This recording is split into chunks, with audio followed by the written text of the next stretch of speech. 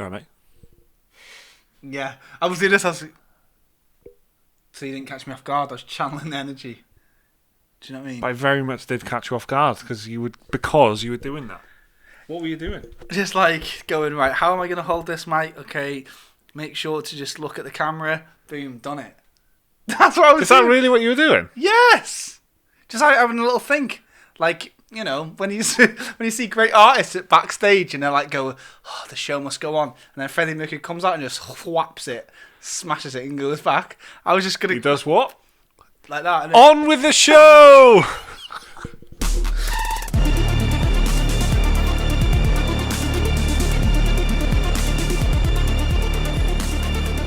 Hello and welcome to the It's Friday Tomorrow Show. My name is Mike. That is Jake. That thing there, It's nothing Jake. personal. Yeah. Well, we will be talking about Xbox. They had the X...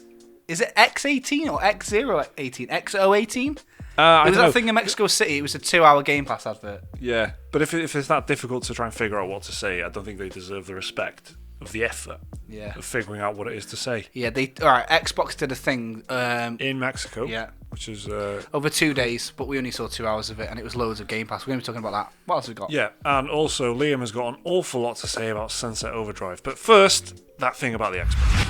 X018 took place this weekend in Mexico City. If you didn't hear about it, it's because not a huge amount of new announcements happened. No new console announcements, no Fable, just a lot of Game Pass stuff. What was up with that? The extended Inside Xbox stream on Saturday was essentially a 2-hour ad for Xbox Game Pass, Xbox's subscription service, which you can trial for $1 right now if Inside Xbox's 26 reminders on the stream are to be believed. PUBG was announced free to play for Game Pass members starting this week, as well as 16 new game announcements for the platform in the coming months, including some popular titles like Hellblade: Senua's Sacrifice or Ori and the Blind Forest. But why?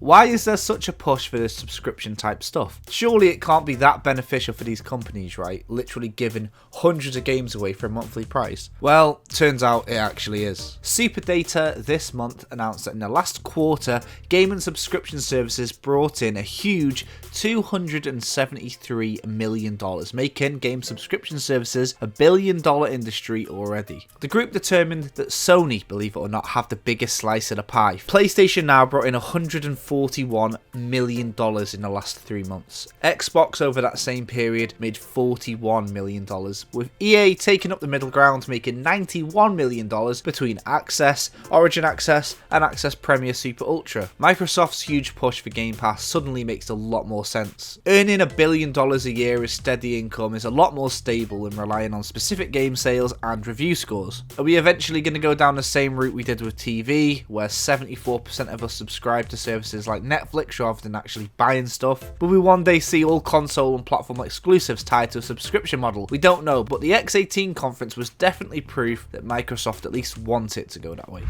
So actually, it's really surprising how big video game streaming is, right? I mean, those kind of numbers. Maybe, yeah. It is to me anyway. That's what I mean, yeah, and to me, but I'm sure there's people out there, it's surprising to me that people have PlayStation Now, full stop. I said streaming, but I actually meant subscription services, full stop. I keep doing that, I keep doing the same thing. You know, the one where you don't own the games, you pay for them, right? But I don't know anybody that has PlayStation Now. Liam doesn't have it, which is normally a sign no one has it, right? Because he's got everything else, isn't it? So if he doesn't have it, how has 52% of the market got it? But they have. My brother actually asked me about PlayStation Now, and that's the only real life person that I've spoken to, or even anyone in any of the video game communities that I've been involved with. I'm suspicious about it. Do you know what I mean? No, it happened. But even of all the video game communities that I've been involved with and stuff, no one has ever gone, hey, do you know what's good? What about PlayStation Now? Exactly, innit? Yeah, but my brother was only asking because he didn't know. He's asking for like some advice, and I said no. No one plays it, mate. Yeah. Well, it turns out 52% of everyone, because all three of EA's things, which is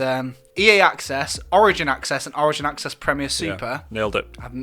Just chucked an extra one in there. They all together don't make the PlayStation Now thing. But what we do know is that Xbox at the bottom of the pile, so that's why they had this massive thing. So, I mean, it was their own thing. It wasn't E3 or anything like that. It was pretty much only doing it because PlayStation didn't do one. Yep. So they thought, let's get it. And we knew that there was going to be Game Pass announcements. What I did is I actually just put out the feelers on Twitter, and I asked people on the Special Moves Twitter, like, what are you expecting?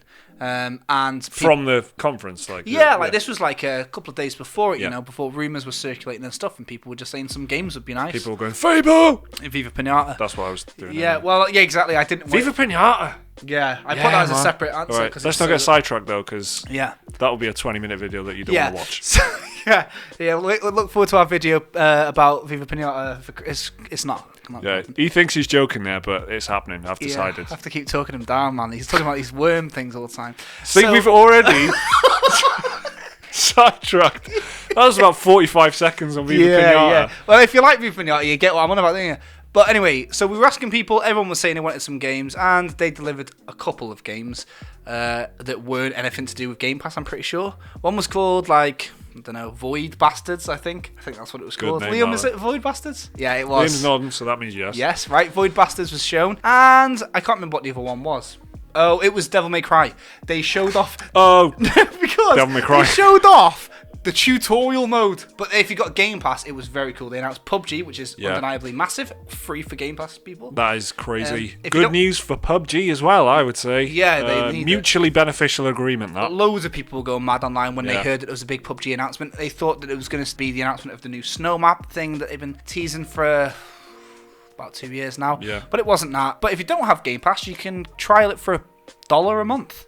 For the first month only, and then it's the full price. It amazes me that it's actually the bottom one. I know it's like the most recent one, I guess. It's the newest one, but of the big ones. It does have a lot of games, It's the best one. Origin Access Premier is really good, but the problem with that is 90 quid. Xbox Game Pass is just quite good. It's quite good. And you can download games with that, right? PlayStation now has only just put the ability to download some games. PS4 only games. So PlayStation Now has got back catalogue stuff. It's got PS3 and things like that. Yeah. But it's like... I don't think its library is all that either, but it's not. It must just be because of the install base. But either way, the game streaming, subscription service market thing, is a $1 billion industry at this point on, because in the last quarter it's made enough that projecting forward, it'll be even maybe $2 billion by next year. Whoa! And Xbox are really trying to get on that. They've done so well with backwards compatibility. And when I look at it from an outside point of view, someone with no interest in any of them, the one that makes me think, if I had an Xbox, I'd get that. What is it? The Xbox one? It's PlayStation Now, isn't it? If I had an Xbox, I'd be well up for PlayStation Now. Spoiled my own story, didn't I? Beautifully done. Fantastic. Here's Liam with some Sunset Overdrive. Earlier this week, reports started to pop up all around the internet about a possible PC port of Sunset Overdrive. If you're unfamiliar with Sunset Overdrive, it was one of the first exclusives for the Xbox One and was released in October 2014. It was developed by Insomniac Games of Ratchet & Clank and Spyro fame and published by Microsoft Studios. When the game released, it received strong reviews where it was praised for its fast and fun gameplay and colourful art style, and the game even managed to pick up some awards. But commercially, the game didn't meet expectations, and while it wasn't a flop by any means, it didn't quite reach the mass audience and it ended up being overlooked. If you ask me, Sunset Overdrive was and still is one of the best games on Xbox One, but a PC release might help the game reach a new audience. And that PC release is looking more and more likely each day. First there was an ESRB rating for the game, quickly followed by a listing on the Steam database, and finally a pre-order page going up on Amazon US. So in anticipation of an announcement, I'm going to give a quick rundown of Sunset Overdrive and why it is actually a very good game. Sunset Overdrive is an open world third-person shooter set in the year 2027 and takes place in the fictional Sunset City, which has been overrun by mutants. The basic premise of the game is that a tainted energy drink called Overcharge, made by the company Fizco, has turned the majority of Sunset City's residents into mutated creatures called the OD. In the game, players control their own customizable avatar and guide them through a series of missions, and teaming up with NPCs to fight off the OD and escape the city. Perhaps the most notable thing about Sunset Overdrive is the colourful, over-the-top punk rock aesthetic, and the game never takes anything too seriously with its light-hearted sense of humour and easygoing nature. As for the gameplay, it can probably be best described as Ratchet & Clank meets Jet Set Radio, with a huge emphasis on fast movement and combat. To get around the open world, players can run across many different surfaces, slide across zip lines and use grind rails to zoom around the city. And the movement does take a bit of getting used to at at first, but once you get the hang of it, it ends up being incredibly satisfying, and movement plays a huge role in combat as well. Speaking of combat, the game has a large variety of odd weapons similar to the Ratchet & Clank series. These weapons include things such as a vinyl record launcher, a teddy bear grenade launcher, and many, many more. Weapons can also be leveled up for better stats, and they can be modified using something called amped, which can change the properties of each weapon. There's also a style system which rewards players for pulling off stylish moves whilst fighting enemies. As for missions, players can take part in the main storyline where they complete tasks for different factions like the Fargarths, a group of live-action role-players, and Troop Bushido, a group of scouts who have fortified themselves in a samurai museum. In addition to the main story, there is also challenges which rank players' performance with medals, and side missions which give out rewards like new weapons and items for the player's avatar. Sunset Overdrive also has a co-op multiplayer mode for up to 8 people called Chaos Squad, which integrates with the single player portion of the game, and players are able to carry everything they've earned over from the single player to the co-op. It's also worth mentioning Insomniac supported the game after launch with 2 story expansion packs and some smaller bits of DLC like weapon packs, all of which is meant to be included in the PC release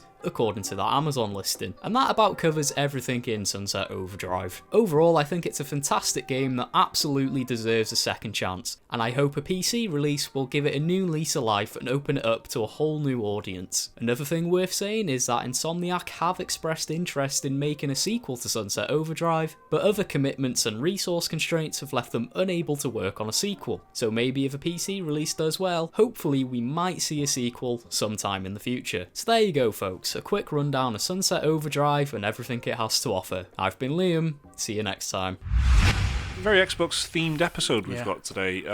Sunset Overdrive, Liam's got some strong feelings about it. I've never played it, but Me neither. It does look like I would enjoy it. I don't know what it is about it, but sometimes games just kind of, on the surface, it looks like everything I hate about video games, but it's actually not. It's actually kind of. And sorry, you've not played it. It looks like everything that you hate about video games, and you think you might like it because. Yeah, exactly. Well, I'm a very complicated man. It's just, you know, on the surface level, it's just like things that are loud and annoying and stuff. I'm like, ugh. But when they're that loud and that annoying and that colourful, I'm like, it's got to be pretty good. Sorry, like me, innit? You know what I mean? Exactly. There's a lot of truth in that.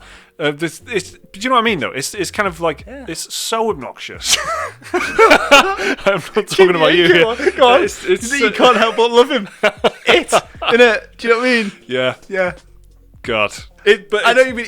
I know what you're saying. The game isn't trying to like be something other than Sunset Overdrive. It's exactly. It's done. It's stylized itself. Stylized is the right word. Because some things, because Call of Duty game, like a lot of the Call of Duty games, they're like Power Rangers kind of, like aesthetically for me it looks extremely off-putting but it's a very similar colour palette to like Sunset Overdrive, but it's trying to be a serious military shooter but very quick and very fast. It just kind of like looks like not what I want. But when the game is about that, and when the game is about being bright and colourful and you know, and not just being, you know, trying to appeal to like as many people as possible, anyway, I don't know what I'm on about, but it looks good.